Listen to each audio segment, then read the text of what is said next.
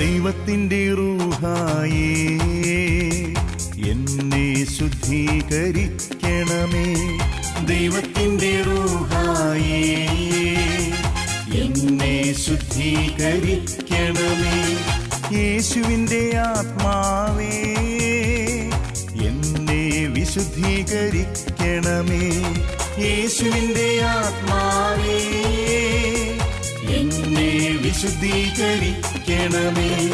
തിരുരക്തത്താൽ കഴുകണമേ. യേശുവിൻ്റെ രക്തത്താൽ കഴുകണമേ. തിരുരക്തത്താൽ കഴുകണമേ. യേശുവിൻ്റെ രക്തത്താൽ കഴുകണമേ. ലൂക്കായുടെ സുവിശേഷം 21-ാമത്തെ അധ്യായത്തിന്റെ 34-ാമത്തെ തിരുവചനം.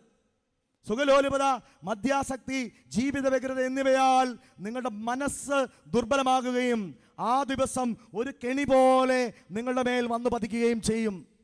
പ്രിയമുള്ളവരെ, സുഖലോലുപത, മദ്യാസക്തി, ജീവിത വ്യഗ്രത തലപ്പെട്ട പാപങ്ങളോ മാരക പാപങ്ങളോ ഒന്നും അല്ല. പക്ഷേ മനസ്സ് ദുർബലമാക്കുമെന്നാണ് പറയുന്നത്. ചെറിയ ചെറിയ പാപത്തിൻ്റെ മേഖലകൾ നമ്മുടെ മനസ്സ് ദുർബലമാക്കുന്നുണ്ട്.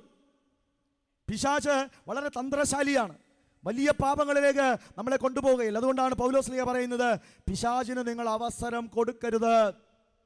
നമ്മുടെ വീടുകളിലൊക്കെ ചിലപ്പോൾ മുകൾ ഭാഗത്ത് തേച്ച് വെച്ചിരുന്നത് സിമെൻ്റൊക്കെ അടർന്നു പോരുന്നത് കാണാറുണ്ട്. പഴയ കെട്ടിടങ്ങളും പഴയ വീടുകൾക്കുമൊക്കെ സംഭവിക്കുന്ന ഒന്നാണ്, അത് അടർന്നു പോരും.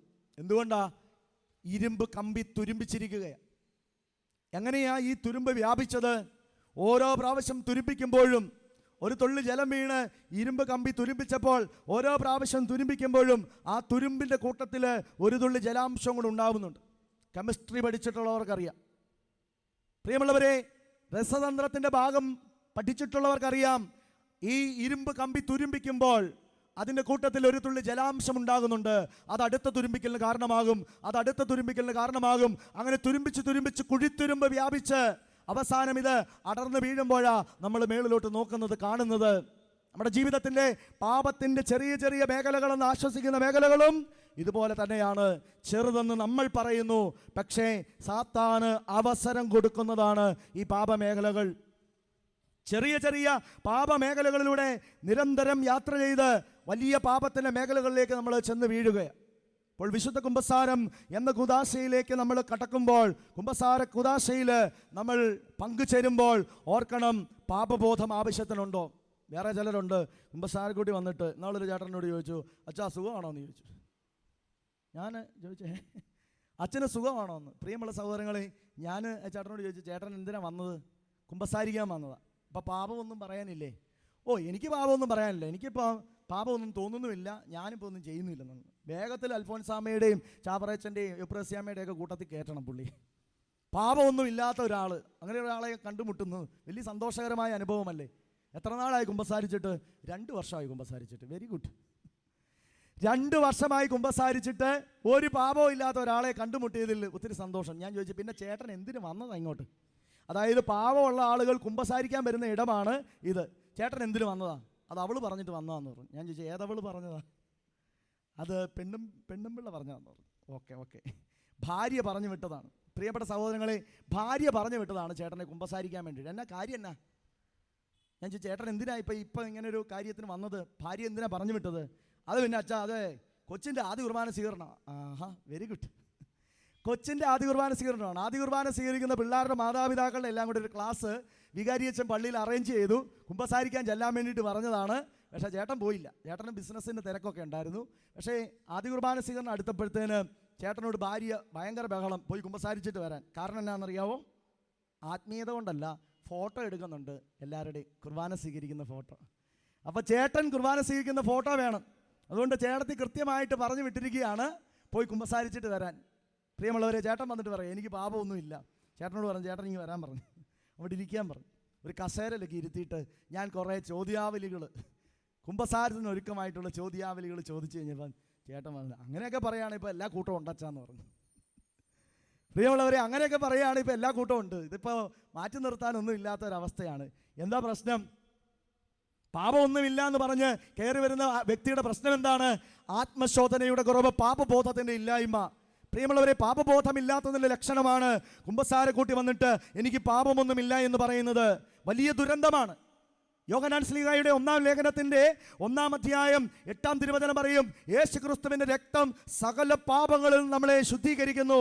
തുടർന്ന് പറയും, നമുക്ക് പാപമില്ല എന്ന് നാം പറഞ്ഞാൽ അത് ആത്മവഞ്ചനയാകും. ഡിസീവിയാണ്, നമ്മളെ തന്നെ വഞ്ചിക്കുകയാണ്. പ്രിയമുള്ളവരെ, എന്നെ തന്നെ വഞ്ചിച്ച് എനിക്ക് എത്ര കാലം ജീവിക്കാൻ പറ്റുമെന്ന് ചിന്തിച്ചു നോക്കുക.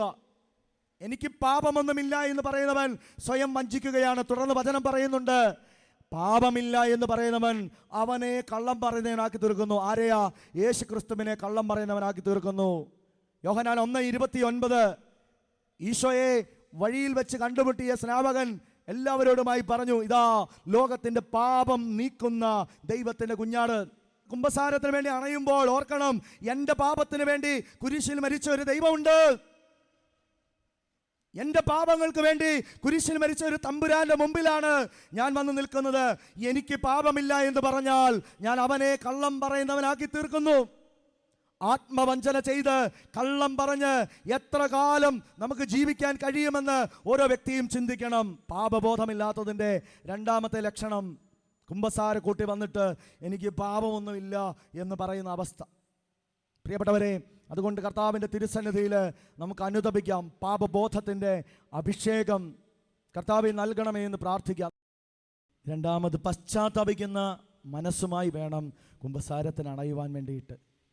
പശ്ചാത്താപം എന്ന് പറയുന്നത് ദൈവത്തിൻ്റെ വിശുദ്ധിയുടെ മുമ്പിൽ നിൽക്കുമ്പോൾ നമുക്കുണ്ടാവുന്ന അനുഭവമാണ്. ചേർന്ന് പറയാ ഹല്ലേലൂയാ, ഹല്ലേലൂയാ. കരങ്ങൾ ഉയർത്തി എല്ലാവരും ചേർന്ന് ഹല്ലേലൂയാ. ലേവ്യരുടെ പുസ്തകം 19-ാം അധ്യായം 2-ാം തിരുവചനം പറയുന്നു, നിന്റെ ദൈവമായ കർത്താവ് പരിശുദ്ധനായിരിക്കുന്നത് പോലെ നീയും പരിശുദ്ധനാവണം. വിശുദ്ധിക്ക് ഒരൊറ്റ മാനദണ്ഡമേ ഉള്ളൂ, അത് ദൈവത്തിൻ്റെ വിശുദ്ധിയാണ്. പലപ്പോഴും മറ്റുള്ളവരിലേക്ക് നോക്കുവാനുള്ള പ്രവണത നമുക്കുണ്ട്. ചുറ്റുപാടുകളോട് സമരസപ്പെടുന്ന, ചുറ്റുപാടുകളോട് അനുരൂപപ്പെട്ട് ജീവിക്കുന്ന ഒരവസ്ഥ നമുക്കുണ്ട്. പ്രിയമുള്ളവരെ, പാപത്തിൻ്റെ മേഖലകളിൽ പലപ്പോഴും നമ്മൾ സമരസപ്പെടുകയാണ്. Compromising mentality. ഇപ്പം എല്ലാവരും എങ്ങനെയാച്ചാ, ഇപ്പം ഇതൊക്കെ സാധാരണമാണ്. പ്രിയമുള്ളവരെ, വെളിപാട് പുസ്തകം 2-ാം അധ്യായം 14-ാം തിരുവചനം പറയും, ബാലാക്കിനെ ബാലാമിൻ്റെ ഉപദേശം കേട്ട് പ്രേരിപ്പിച്ച് ചെയ്യിപ്പിച്ച ഒരു കാര്യത്തെക്കുറിച്ച്. വിഗ്രഹങ്ങൾ അർപ്പിച്ചവ ഭക്ഷിക്കാനും വ്യഭിചാരം ചെയ്യുവാനും ഇസ്രായേൽ ജനത്തെ ബാലാമിൻ്റെ ഉപദേശം കേട്ട് പഠിപ്പിച്ച ബാലാക്കിൻ്റെ പാത പിന്തുടരുന്ന ചിലർ നിങ്ങളുടെ ഇടയിലുണ്ട്. എന്താണ് ഈ വചനത്തിൻ്റെ അർത്ഥം? ബാലാം എന്ന് പറയുന്ന ഒരു പ്രവാചകനെ ബാലാക്ക് വിളിച്ചു വരുത്തിയിട്ട് പറഞ്ഞു, ഇസ്രായേലിനെ ശപിക്കുക. സംഖ്യയുടെ പുസ്തകത്തിലാണ്. ഇസ്രായേലിനെ ശപിച്ച് നശിപ്പിക്കുക. പക്ഷേ അവൻ ഇസ്രായേലിനെ അനുഗ്രഹിച്ചു. അവനോട് പറഞ്ഞു, നീ വിട്ടുപൊക്കോണം, ഇവിടെ എങ്ങും കണ്ടുപോകരുത് എന്ന് പറഞ്ഞ് അവനെ ഓടിച്ചു വിടുന്ന കൂട്ടത്തിൽ അവൻ പറഞ്ഞു, ഒരു ഐഡിയ ഉണ്ട്, ഈ ജനത്തെ തകർക്കാൻ ഒരു ഐഡിയ ഉണ്ട്. നിങ്ങളുടെ ഇടയിൽ നിന്നുമുള്ള വിജാതീയരായിട്ടുള്ള നിങ്ങളുടെ ഈ സുന്ദരിമാരെ ഇറക്കി അവരുടെ കൂട്ടത്തിലേക്ക് വിടുക. അവർ ക്രമേണ അവരിൽ അനുരക്തരായി തീർന്ന് അവരോട് ചേർന്ന് പാപം ചെയ്യും. അങ്ങനെ അവരുടെ ഭാണ്ഡങ്ങൾ സൂക്ഷിച്ചിരിക്കുന്ന പെയോറിന്റെ വിഗ്രഹങ്ങളെ എടുത്തു വെച്ച് ആരാധിക്കാൻ കഴിയും. അങ്ങനെ പാപം ചെയ്യുന്ന ജനം സ്വയം നശിക്കും. ചേർന്ന് പറയാ ഹല്ലേലൂയാ. കരങ്ങൾ ഉയർത്തി എല്ലാവരും ചേർന്ന് ഹല്ലേലൂയാ, ഹല്ലേലൂയാ. വലിയൊരു വെളിപ്പെടുത്തൽ. പാപം ചെയ്യുന്ന ജനം സ്വയം നശിച്ചുകൊള്ളും. പ്രിയപ്പെട്ട സഹോദരങ്ങളെ, വിശുദ്ധിയുടെ മാനദണ്ഡം എന്ന് പറയുന്നത് ചുറ്റുപാടുകളല്ല എന്ന് തിരിച്ചറിയണം. എല്ലാവരും ഇങ്ങനെയാണ് എന്ന് പറഞ്ഞ് നോഹ തിന്മയിൽ മുഴുകിയിരുന്നെങ്കിൽ നോഹ പെട്ടകം പണിയില്ലായിരുന്നു. എല്ലാവരും ഇങ്ങനെയാണ് എന്ന് പറഞ്ഞ് കാലഘട്ടത്തിന്റെ തിന്മകളോട് അനുരൂപപ്പെട്ടാൽ അത് പാപം ചെയ്യുന്നതിന് ഒരു സാധൂകരണമല്ല എന്ന് തിരിച്ചറിയണം. മറ്റുള്ളവരെ നോക്കിയിട്ടല്ല വിശുദ്ധി നമ്മൾ തീരുമാനിക്കേണ്ടത്. ദൈവത്തിന്റെ സന്നിധിയിൽ കടന്നു നിന്ന് വിശുദ്ധിയുടെ മുമ്പിൽ നിന്നുകൊണ്ട് അനുതപിക്കാൻ സാധിക്കണം. യെശയ്യാ പ്രവാചകൻ ദേവാലയത്തിലേക്ക് കടന്നു വന്നപ്പോൾ ചുറ്റുപാടുകൾ അവൻ നോക്കി, കുഴപ്പമൊന്നുമില്ലാത്ത ജീവിതം. പക്ഷേ ദൈവാലയത്തിൽ വന്നപ്പോൾ ദൈവത്തിന് മാലാഖമാർ വിളിച്ചു പറഞ്ഞു, പരിശുദ്ധൻ പരിശുദ്ധൻ, സൈന്യങ്ങളുടെ ദൈവമായ കർത്താവ് പരിശുദ്ധൻ. ഇസ്രായേലിന്റെ ദൈവമായ കർത്താവിൻ്റെ മഹത്വ പ്രതാപം കണ്ട, വലിയ വിശുദ്ധി കണ്ട പ്രവാചകൻ പറഞ്ഞു, അയ്യോ എനിക്ക് ദുരിതം, ഞാൻ അശുദ്ധമായ അധരമുള്ളവനും അശുദ്ധമായ അധരങ്ങളുള്ളവരുടെ മധ്യേ വസിക്കുന്നവനുമാണ്. ദൈവം അവനെ വിശുദ്ധീകരിച്ചു. ലൂക്കായുടെ സുവിശേഷം 18-ാം അധ്യായത്തിൽ ഒരു ഫരിസേയനും ചുങ്കക്കാരനും കൂടെ പ്രാർത്ഥിക്കാൻ പോയി. ഫരിസേയൻ ചുങ്കക്കാരനെ നോക്കിയിട്ട് പറഞ്ഞു, ഇവനേക്കാളും ഭേദമാണ് ഞാൻ. കമ്പയർ ചെയ്തത് അയൽപക്കക്കാരനോടാ. അവൻ പറഞ്ഞു, ഇവനേക്കാളും ഭേദം ഞാനാണ്. ഞാൻ ഉപവസിക്കുന്നു, ഞാൻ ദാനധർമ്മം കൊടുക്കുന്നു, ഞാൻ നല്ല മനുഷ്യൻ. ദൈവം അവനെ കുറച്ചേ നീതീകരിച്ചുള്ളൂ. സ്വയം ന്യായീകരിക്കുന്നവനെ ദൈവം നീതീകരിക്കില്ല എന്ന് തിരിച്ചറിയുക പ്രിയമുള്ളവരെ. എന്നാൽ ചുങ്കക്കാരനാവട്ടെ മാറത്തടിച്ച് സ്വർഗത്തിലേക്ക് കണ്ണുകൾ ഉയർത്താൻ പോലും യോഗ്യതയില്ല എന്ന് തിരിച്ചറിഞ്ഞ് അവൻ വിലപിച്ച് പ്രാർത്ഥിച്ചു. അവൻ നീതീകരിക്കപ്പെട്ടവനായി വീട്ടിലേക്ക് മടങ്ങി. പ്രിയപ്പെട്ട സഹോദരങ്ങളെ, ചേർന്ന് പറഞ്ഞ് ഹല്ലേലൂയ, ഹല്ലേലൂയ, ഹല്ലേലൂയ. പ്രിയപ്പെട്ടവരെ, അതുകൊണ്ട് വിശുദ്ധ കുമ്പസാരത്തിലേക്ക് കടക്കുമ്പോൾ നമ്മുടെ ജീവിതത്തിൽ എല്ലാ കാലത്തും ഓർത്തിരിക്കണം, ദൈവത്തിൻ്റെ വിശുദ്ധിയാണ് എൻ്റെ വിശുദ്ധിയുടെ മാനദണ്ഡം. കുർബാന തരുന്നതിന് മുമ്പ് പുരോഹിതൻ പറയും, വിശുദ്ധ കുർബാന വിശുദ്ധ ജനത്തിനുള്ളതാണ്. നമ്മൾ നിലവിളിച്ച് പറയേണ്ട പ്രാർത്ഥനയാണ് തുടർന്നുള്ള പ്രാർത്ഥന. എന്താ തുടർന്നുള്ള പ്രാർത്ഥന? എല്ലാവരും ചേർന്നൊന്ന് പറഞ്ഞേ, ഏകപിതാവ് പരിശുദ്ധനാകുന്നു, ഏകപുത്രൻ പരിശുദ്ധനാകുന്നു, ഏകറൂഹ പരിശുദ്ധനാകുന്നു. പ്രിയമുള്ളവരെ, വിശുദ്ധ കുർബാന ദർശിക്കുന്ന വിശ്വാസി വിറങ്ങലിച്ച് നിന്ന് പറയുകയാ, അയ്യോ പാപിയായ എൻ്റെ ജീവിതത്തിലേക്ക് സ്വർഗം കടന്നു വരാൻ എനിക്ക് യോഗ്യതയില്ല. I am not worthy enough. എനിക്ക് യാതൊരു യോഗ്യതയുമില്ല. പുരോഹിതൻ വിശുദ്ധ കുർബാന ഉയർത്തി പറയും, വിശുദ്ധ കുർബാനയുടെ മുമ്പിൽ കരങ്ങൾ പിടിച്ച് പ്രാർത്ഥിച്ച് പറയും, കർത്താവേ, ഞങ്ങൾ അയോഗ്യരാകുന്നു, ഞങ്ങൾ തീർത്തും അയോഗ്യരാകുന്നു. എങ്കിലും അങ്ങയുടെ കാരുണ്യം ഞങ്ങളെ വിശുദ്ധ കൂദാശയിലേക്ക് അടുപ്പിക്കുകയാണ്. ചേർന്ന് പറഞ്ഞ ഹല്ലേലൂയ. കർത്താവിനെ ആരാധിച്ച് പറഞ്ഞ ഹല്ലേലൂയ. എല്ലാവരും ചേർന്ന് പറഞ്ഞ ഹല്ലേലൂയ. ദൈവത്തിൻ്റെ കാരുണ്യത്തിൽ അതിൽ മാത്രം ആശ്രയം വെച്ചുകൊണ്ട് വിശുദ്ധിയുടെ ഈ കൂദാശയെ ഞാൻ സ്വീകരിക്കുന്നുവെന്ന് ഓരോ വിശ്വാസിയും പറയണം. ഓരോ വിശ്വാസിയും വിശുദ്ധ കുർബാന സ്വീകരിക്കാൻ വരുമ്പോൾ ഇങ്ങനെ വിലപിച്ച് പ്രാർത്ഥിക്കുന്നുണ്ട്, ഏകപിതാവ് പരിശുദ്ധനാണ്, ഏകപുത്രൻ പരിശുദ്ധനാണ്, ഏകറൂഹ പരിശുദ്ധനാണ്. പ്രിയപ്പെട്ട ദൈവജനമേ, ദൈവത്തിൻ്റെ വിശുദ്ധി കൺമുമ്പിൽ കണ്ടവന് നിലവിളിക്കാതിരിക്കാനാവില്ല. അവൻ നിലവിളിക്കും, അവൻ കണ്ണീർ പൊഴിക്കും. അവൻ്റെ നാവിലേക്കാണ് തീക്കനലായി, വിശുദ്ധീകരണത്തിൻ്റെ തീക്കനലായി വിശുദ്ധ കുർബാന ഇറങ്ങി വരുന്നത്. ഹല്ലേലൂയ. നമ്മൾ എത്രമാത്രം ഭയത്തോടും വിറയലോടും കൂടി വിശുദ്ധ കുർബാനയിലേക്ക് കടന്നു നിൽക്കണമെന്ന് ഈ തിരുവചനങ്ങൾ നമ്മളെ ഓർമ്മപ്പെടുത്തുകയാണ്. മൂന്നാമത്, വിശുദ്ധ കുമ്പസാരം എന്ന കൂദാശയിലേക്ക് നമ്മൾ കടക്കുമ്പോൾ പരിശുദ്ധാത്മാവിനോട് പ്രാർത്ഥിക്കണം. പ്രിയപ്പെട്ടവരെ, ദൈവത്തിൻ്റെ ആത്മാവിനോട് നമ്മൾ പ്രാർത്ഥിക്കണം. ദൈവാത്മാവിനോട് പ്രാർത്ഥിച്ചുകൊണ്ട് വേണം വിശുദ്ധ കുമ്പസാരത്തിലേക്ക് നമ്മൾ കടക്കുവാൻ. എന്തിനാ പ്രാർത്ഥിക്കുന്നത്? പശ്ചാത്താപത്തിൻ്റെയും പാപബോധത്തിൻ്റെയും ശക്തി ഈ പരിശുദ്ധാത്മാവ് നമ്മളിൽ നിക്ഷേപിക്കുന്നുണ്ട്. ചേർന്ന് പറയാം ഹല്ലേലൂയ. കരങ്ങൾ ഉയർത്തി പറയാം ഹല്ലേലൂയ. എല്ലാവർക്കും പരിചിതമായ ഒരു വചനമുണ്ട്, യോഹന്നാന്റെ സുവിശേഷം 16-ാം അധ്യായം 8-ാം തിരുവചനം. അവൻ വന്ന് പാപത്തെക്കുറിച്ചും നീതിയെക്കുറിച്ചും ന്യായവിധിയെക്കുറിച്ചും ലോകത്തെ ബോധ്യപ്പെടുത്തും. പ്രിയമുള്ളവരെ, പരിശുദ്ധാത്മാവിൻ്റെ പ്രവർത്തനത്തെക്കുറിച്ച് ഈശോ വ്യക്തമായിട്ട് പറയുകയാ, പാപബോധം ഈ ലോകത്തിന് നൽകുന്നത് പരിശുദ്ധാത്മാവാണ്. പശ്ചാത്താപത്തിലേക്ക് നയിക്കുന്നത് പരിശുദ്ധാത്മാവാ. യോഹന്നാൻ ശ്ലീഹായുടെ 1-ാം ലേഖനം 2-ാം അധ്യായം 27-ാമത്തെ തിരുവചനം പറയും, യേശു ക്രിസ്തുവിൻ്റെ അഭിഷേകം നിങ്ങളിൽ നിലനിൽക്കുന്നതിനാൽ ആരും നിങ്ങളെ പുതിയതായൊന്നും പഠിപ്പിക്കേണ്ടതില്ല. അവൻ്റെ അഭിഷേകം എല്ലാ കാര്യങ്ങളെക്കുറിച്ചും നിങ്ങളെ പഠിപ്പിക്കും. അത് സത്യമാണ്, വ്യാജമല്ല. യേശു ക്രിസ്തുവിൻ്റെ അഭിഷേകം, പരിശുദ്ധാത്മാവ് നിന്നിൽ നിവസിക്കുമ്പോൾ ഈശോ പഠിപ്പിച്ചത് നിനക്ക് ഓർമ്മപ്പെടുത്തി തരും ഈ പരിശുദ്ധാത്മാവ്. എങ്ങനെയാ പാപബോധം തരുന്നത്? എങ്ങനെയാ പശ്ചാത്താപം തരുന്നത്? ഈ പരിശുദ്ധാത്മാവിൻ്റെ പ്രവർത്തന ശൈലി യോഹന്നാന്റെ സുവിശേഷം 14-ാം അധ്യായം 26-ാമത്തെ തിരുവചനം.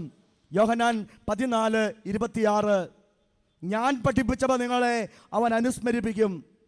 ഞാൻ അയക്കുന്ന സഹായകനായ പരിശുദ്ധാത്മാവ് എല്ലാ കാര്യങ്ങളെക്കുറിച്ച് നിങ്ങളെ ബോധ്യപ്പെടുത്തി ഞാൻ പഠിപ്പിച്ചതൊക്കെ നിങ്ങളെ അനുസ്മരിപ്പിക്കും. നമ്മൾ മറന്നു പോകും ഈശോ പഠിപ്പിച്ചത്. നമ്മൾ മറന്നു പോകുമ്പോൾ നമ്മളെ ഓർമ്മിപ്പിക്കുന്നത് ദൈവത്തിൻ്റെ ആത്മാവാണ്. ചേർന്ന് പറഞ്ഞേ ഹല്ലേലൂയ. കരങ്ങൾ ഉയർത്തി എല്ലാവരും ചേർന്ന് ഹല്ലേലൂയ. എല്ലാവരും ചേർന്ന് ഹല്ലേലൂയാ, അഭിഷേകത്തോടെ ഹല്ലേലൂയാ. പ്രിയമുള്ളവരെ, ആത്മാവിന്റെ അഭിഷേകം ശക്തമായിട്ട് യാചിച്ച് പ്രാർത്ഥിക്കേണ്ട ഇടമാണ് വിശുദ്ധ കുമ്പസാരത്തിന്റെ ഇടം. ദൈവത്തിന്റെ ആത്മാവ് വന്നിട്ട് ഈശോ പഠിപ്പിച്ച് നമ്മളെ ഓർമ്മിപ്പിക്കണം. എന്താ ഈശോ പഠിപ്പിച്ചത്? മത്തായിയുടെ സുവിശേഷം 7-ാം അധ്യായം 13-14 വചനങ്ങൾ. ഇടുങ്ങിയ വാതിലിലൂടെ പ്രവേശിക്കുവിൻ, വിനാശത്തിലേക്ക് നയിക്കുന്ന വാതിൽ വിസ്തൃതമാണ്, വഴി വിശാലവും. പ്രിയമുള്ളവരെ, അതുവഴി പോകുന്നവർ അനേകരാണ്. ഈശോ പഠിപ്പിച്ചത് കുരിശിന്റെ വഴിയാണ്. ഈശോ പഠിപ്പിച്ചത് കുരിശിന്റെ വഴിയാണ്, സഹനത്തിന്റെ വഴി. ആ വഴി നമ്മൾ സൗകര്യപൂർവ്വം മറക്കും. സ്വർഗത്തിലേക്കുള്ള വഴി മറന്നിട്ട് നമുക്കിഷ്ടമുള്ള വഴി തിരഞ്ഞെടുക്കും. പ്രഭാഷകന്റെ പുസ്തകം 21-ാം അധ്യായം 10-ാം തിരുവചനം. നമ്മൾക്കുള്ള വഴി, പാപം ചെയ്യുന്ന മനുഷ്യൻ പോകുന്ന വഴി, പാപിയുടെ പാത കല്ലുപാകി മിനുസപ്പെടുത്തിയിരിക്കുന്നു. അത് ചെന്ന് അവസാനിക്കുന്നത് പാതാളത്തിലാണ്. ഹല്ലേലൂയാ, ചേർന്ന് പറഞ്ഞ ഹല്ലേലൂയാ, ഹല്ലേലൂയാ. പാപിയുടെ പാത കല്ലുപാകി മിനുസപ്പെടുത്തിയിരിക്കുന്നു. അത് ചെന്ന് അവസാനിക്കുന്നത് പാതാളത്തിലാണ്. സ്വർഗത്തിലേക്കുള്ള വഴി വിട്ടിട്ട് പാപത്തിൻ്റെ പാത തെരഞ്ഞെടുക്കുന്ന നമുക്ക്, പ്രിയമുള്ള സഹോദരങ്ങളെ, തിരിച്ചറിയണം. നമ്മുടെ ജീവിതത്തിൽ വലിയൊരു ഓർമ്മപ്പെടുത്തൽ നൽകുന്നുണ്ട്. പരിശുദ്ധാത്മാവ് പറയുകയാ, മകനെ മകളെ, നീ നടക്കേണ്ട വഴി ഇതല്ല, ഈ വഴിയിൽ നിന്ന് മാറി ഇപ്പുറത്തേക്ക് വരിക. മാനസാന്തരത്തിൻ്റെ ക്ഷണം, വഴി മാറുക, മെറ്റനോയിയ. അതാണ് മാനസാന്തരം. വഴി മാറാതെ വിശുദ്ധ കുമ്പസാരത്തിൽ പങ്കുചേർന്നിട്ട് കാര്യമില്ല. കഴിഞ്ഞ കുമ്പസാരം കഴിഞ്ഞിട്ട് വഴി മാറിയോ ഇല്ലയോ എന്നാണ് നമ്മുടെ ചിന്ത. നടപടി പുസ്തകം 26-ാം അധ്യായം 13 മുതലുള്ള തിരുവചനങ്ങൾ. വചനത്തിൽ നമ്മൾ കാണുകയാണ്, പൗലോസ് മാനസാന്തരത്തിന് മുമ്പ് എന്തായിരുന്നു എന്ന് പറയുകയാണ്. ദമാസ്കസിലേക്കുള്ള വഴിയിലായിരുന്നു ഞാൻ. ദൈവത്തിൻ്റെ പ്രകാശം ദർശിച്ചവൻ, കർത്താവിൻ്റെ പ്രകാശം കണ്ടവൻ, അവൻ വഴിമാറി മരുഭൂമിയിലേക്ക് പോയി പ്രാർത്ഥിച്ചു. വഴിമാറാതെ മാനസാന്തരമില്ല. ദൈവത്തിൻ്റെ മലയായ ഹൊറേബിൽ അഗ്നി കണ്ട മോശ ദൈവത്തിൻ്റെ വലിയ ശക്തി കാണുവാൻ വേണ്ടിയിട്ട്, വലിയ കൃപ കാണുവാൻ വേണ്ടിയിട്ട് കയറാൻ തുടങ്ങുമ്പോൾ ദൈവം അവനോട് പറഞ്ഞു. പുറപ്പാട് പുസ്തകം 3-ാം അധ്യായത്തിൽ 3 മുതലുള്ള തിരുവചനങ്ങൾ നമ്മൾ കാണുകയാ. മോശേ, മോശേ, നീ നിൽക്കുന്ന സ്ഥലം പരിശുദ്ധമാണ്, നിന്റെ ചെരുപ്പ് അഴിച്ചു മാറ്റണം. എന്താ മോശയുടെ ചെരുപ്പ്? ഹെബ്രായ ലേഖനത്തിൻ്റെ 11-ാം അധ്യായം 25-ാം തിരുവചനം. പാപത്തിൻ്റെ നൈമിഷിക സുഖങ്ങളിൽ ആസ്വദിച്ച് ജീവിച്ചു. പാപജീവിതം നയിച്ചവനാ. തല്ലണമെന്ന് തോന്നിയപ്പോൾ തല്ലി, കൊല്ലണമെന്ന് തോന്നിയപ്പോൾ കൊന്നു. പ്രിയപ്പെട്ട സഹോദരങ്ങളെ, ഒളിച്ചോടാൻ തോന്നിയപ്പോൾ ഒളിച്ചോടി. അങ്ങനെ ജത്രോയുടെ അമ്മായിപ്പൻ്റെ ആടുകളെ മേയ്ക്കുന്നവൻ മാനസാന്തരപ്പെട്ടപ്പോൾ ആ ചെരുപ്പൂരി മാറ്റി. ഇന്നലെ നടന്ന വഴി വേണ്ടിനി, വഴി മാറുന്നതാ മാനസാന്തരം. 3 ജ്ഞാനികൾ നക്ഷത്രം നോക്കി ദൈവത്തെ ആരാധിക്കാൻ വന്നു. ദൈവത്തെ തേടിയിറങ്ങി, രക്ഷകനെ തേടിയിറങ്ങി. യഥാർത്ഥ നക്ഷത്രത്തെ പുൽത്തൊഴുത്തിൽ കണ്ടു. മത്തായി 2:10. യഥാർത്ഥ നക്ഷത്രത്തെ പുൽത്തൊഴുത്തിൽ കണ്ടു. അവർ മറ്റൊരു വഴിയെ തിരിച്ചുപോയി. പ്രാപഞ്ചിക ശക്തികളെ ആരാധിച്ചവർ സർവപ്രതാപശാലിയായ സർവശക്തനായ ദൈവത്തെ പുൽത്തൊഴുത്തിൽ കണ്ടുമുട്ടിയപ്പോൾ കുമ്പിട്ട് ആരാധിച്ചു. എന്നിട്ട് മറ്റൊരു വഴിയെ തിരിച്ചുപോയി. ചേർന്ന് പറഞ്ഞ് ഹല്ലേലൂയാ. ഇരുകരങ്ങളും ഉയർത്തി എല്ലാവരും ചേർന്ന് ഹല്ലേലൂയാ. സ്വരമുയർത്തി ഹല്ലേലൂയാ. പ്രിയപ്പെട്ട സഹോദരങ്ങളെ, നമ്മുടെ ജീവിതത്തിൽ മാനസാന്തര അനുഭവം എന്ന് പറയുന്നത് വഴിമാറുന്നതാ. അതിന് പരിശുദ്ധാത്മാവാ നമ്മളെ സഹായിക്കുന്നത്. കഴിഞ്ഞ കാലഘട്ടത്തിലെ പാപമേഖലകളുടെ വഴികളിൽ നിന്ന് മാറാത്ത കുമ്പസാരങ്ങളൊന്നും അഭിഷേകമല്ല. ദൈവവചനത്തോട് ചേർന്ന് നിന്ന് കൂദാശകളിലൂടെ ജീവിതത്തെ നവീകരിക്കണം. പ്രിയപ്പെട്ടവരെ, വിശുദ്ധ കൂദാശകൾ നമ്മൾ ജീവിതത്തിൽ ഏറ്റുവാങ്ങുമ്പോൾ ദൈവവചനം നമ്മളെ ഓർമ്മപ്പെടുത്തുന്നുണ്ട്, വഴി മാറാതെ മാനസാന്തരമില്ലെന്ന്. അതുകൊണ്ട് പരിശുദ്ധാത്മാവിനോട് പ്രാർത്ഥിച്ചുകൊണ്ട് വേണം പ്രിയപ്പെട്ടവരെ വിശുദ്ധ കുമ്പസാരത്തിലേക്ക് പോകുവാൻ. പ്രിയമുള്ളവരെ, കുമ്പസാരത്തിലേക്ക് പോകുമ്പോൾ 4-ാമത്തെ പ്രധാനപ്പെട്ട കാര്യം, നമ്മൾ ഭയമില്ലാതെ പാപം ഏറ്റുപറയാൻ കുമ്പസാരക്കൂടിനെ സമീപിക്കണമെന്നുള്ളത്. ഭയമില്ലാതെ കുമ്പസാരത്തിൻ്റെ വേദിയിലേക്ക് കടന്നു നിൽക്കണം. കാലഘട്ടത്തിൽ ഒരുപാട് അനിവാര്യമായ സന്ദേശമാണിത്. പ്രിയമുള്ളവരെ, വചനം യോഹന്നാന്റെ 1-ാം ലേഖനം 4-ാം അധ്യായം 18-ാം തിരുവചനം പറയുന്നു, സ്നേഹത്തിൽ ഭയത്തിനിടമില്ല. ദൈവം നിന്നെ സ്നേഹിക്കുന്ന ഇടമായി നീ വിശുദ്ധ കുമ്പസാരത്തിൻ്റെ വേദിയെ കാണണം.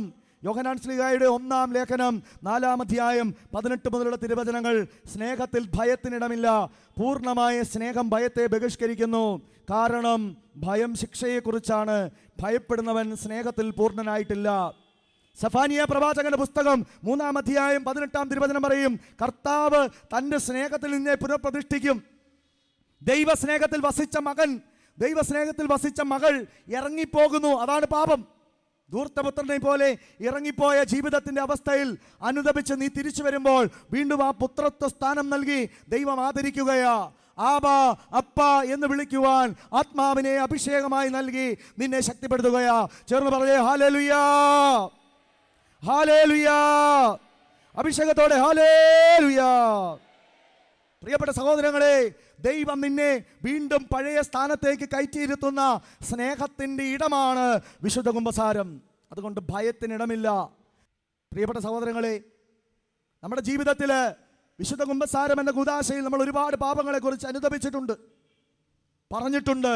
ഫ്രാൻസിസ് പാപ്പ പറയുകയാ, 1-ാം പ്രമാണത്തെക്കുറിച്ചൊക്കെ അനുദപിക്കാൻ നമുക്കറിയാം, പക്ഷേ നമ്മൾ കള്ളസാക്ഷ്യം പറയുന്ന അവസ്ഥയെക്കുറിച്ച് അനുദപിക്കാൻ പലപ്പോഴും നമ്മൾ തയ്യാറല്ല.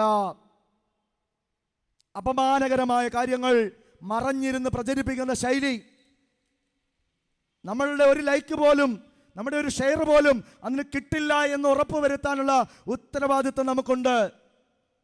പ്രിയപ്പെട്ട സഹോദരങ്ങളെ, ഭയത്തിൻ്റെ ഇടമായി കൂദാശയെ ചിത്രീകരിക്കുന്ന സകലത്തിൽ നിന്നും നമ്മൾ മാറി നിൽക്കണം. പ്രിയപ്പെട്ടവരെ, ഇടയനെ അടിക്കുക, ആടുകൾ ചിതറുമെന്ന നയം ഇന്നോ ഇന്നലെയോ തുടങ്ങിയതല്ല. സഭയുടെ വലിയ ശക്തിയെ ചോർത്തിക്കളയുവാൻ പോന്ന ഇടയനെ അടിക്കുക, ആടുകൾ ചിതറുമെന്ന നയം വളരെ ശക്തമായി കാലങ്ങൾക്ക് മുമ്പേ ഉള്ളതാണ്. ഒരു ആത്മകഥയിൽ ഇങ്ങനെ എഴുതിയിരിക്കുന്നു. ഡിയർ ഫാദർ എന്ന ഒരു കഥയാണ്. ആത്മകഥയിൽ ഇങ്ങനെ എഴുതിയിരിക്കുകയാണ്, കൊടിയ മതമർദ്ദനത്തിൻ്റെ നാളുകൾ. വൈദികരെ കൊന്നൊടുക്കുകയാണ്. പട്ടാള മേധാവികൾ പട്ടാളക്കാരുമായി തലങ്ങനും വിലങ്ങനും പാഞ്ഞ് ഓരോ വൈദികരെയായി കൊന്നു തീർത്തു. മതമർദ്ദനത്തിൻ്റെ നാളുകൾ. അവസാനത്തെ ഒരു പുരോഹിതൻ ഒരു കൂരയ്ക്ക് കീഴെ രഹസ്യ സങ്കേതത്തിൽ വിശുദ്ധ കുർബാന അർപ്പിച്ചുകൊണ്ടിരുന്നപ്പോൾ അതിൻ്റെ വാതിൽ ചവിട്ടിപ്പൊളിച്ച് ഒരു പട്ടാള മേധാവി തൻ്റെ പട്ടാളക്കാരുമായി കയറി വന്നു. ആരോ ഒറ്റിക്കൊടുത്തതാണ്. കടന്നു വന്ന് വാതിൽ പൊളിച്ച് വൈദികനെ കണ്ട ഈ പട്ടാള മേധാവി വൈദികന് നേരെ നിറയൊഴിച്ചു. വെടിയേറ്റ് ഈ പട്ടാള മേധാവിയുടെ മുമ്പിലേക്ക് പുരോഹിതൻ മറിഞ്ഞു വീണു. കയ്യിലിരുന്ന തിരുവോസ്തി താഴേക്ക് തെറിച്ചു വീണു. പട്ടാള മേധാവി തൻ്റെ ബൂട്ടിട്ടുകൊണ്ട് ആ വിശുദ്ധ കുർബാനയിൽ ചവിട്ടി ഞെരിച്ച് ചോദിച്ചു, ഇതാണോ നിങ്ങളുടെ ദൈവം? വിശ്വാസ സമൂഹത്തിനൊന്നും മിണ്ടാൻ കഴിഞ്ഞില്ല. ജീവനിൽ ഭയമുള്ളവർ നിശബ്ദത പാലിച്ചു. ഇതാണ് നിങ്ങളുടെ ദൈവമെങ്കിൽ നിങ്ങൾ വിളിച്ച് പ്രാർത്ഥിക്ക്. പ്രിയമുള്ളവരെ, ആത്മകഥയിൽ എഴുതിയിരിക്കുകയാണ്, ജീവിതത്തിൽ അനാഥത്വത്തിൻ്റെ നൊമ്പരം പേറിയ നിമിഷങ്ങളായിരുന്നു അത്. ജീവിതത്തിൽ അനാഥത്വത്തിൻ്റെ നൊമ്പരങ്ങൾ പേറിയ നിമിഷങ്ങളായിരുന്നു അത്. ഞങ്ങളുടെ കുഞ്ഞുങ്ങൾക്ക് മാമോദീസ നൽകുവാൻ ആരുമില്ലാതായി. ഞങ്ങളുടെ മക്കളുടെ വിവാഹം ദൈവനാമത്തിൽ ആശീർവദിക്കുവാൻ ആരുമില്ലാതായി. ഞങ്ങൾ ദൈവനാമത്തിൽ കൃപ സ്വീകരിക്കുന്ന കൂദാശകൾ പരികർമ്മം ചെയ്യുവാൻ ആരുമില്ലാതായി. അക്ഷരാർത്ഥത്തിൽ ഞങ്ങൾ അനാഥരായി തീർന്നു, ആത്മീയരായി അനാഥരായി. കുമ്പസാരിക്കാൻ മക്കൾക്ക് പ്രേരണ നൽകുന്ന, വിശുദ്ധ കൂദാശയെ സ്വീകരിക്കാൻ പ്രേരണ നൽകുന്ന വിശുദ്ധ ജീവിതങ്ങളായി, സാക്ഷ്യങ്ങളായി നമ്മൾ മാറണം.